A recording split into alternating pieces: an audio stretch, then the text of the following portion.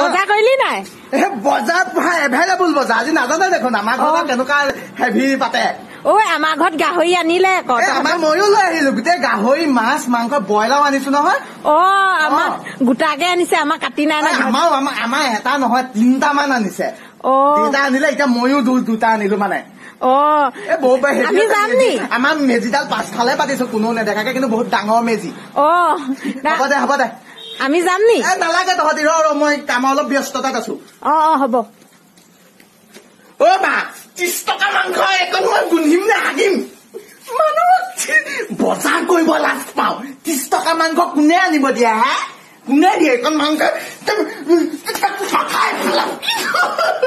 30 টকা দেহা কি কৰিছা জান মই অলপ অফিচৰ ফাইলৰ কামত লাগি আছে ফাইলবোৰ বনাই আছো যে চহী মাৰি ব্যস্ত মোৰ চাইন নহলে নচলে জানাই দেখোন জানা তুমি জানা মই জানো ন তুমি জানো কি বুলি কলে মোক নহয় অফিচত ইণ্ডিয়া লিমিটেডৰ অফিচ নহয় জানো গোটেই বিল্ডিং বনাই আছে আমাৰ চাৰিওফালে সেই মিস্ত্ৰীবোৰক কৈছে আমাক আকৌ ডাঙৰ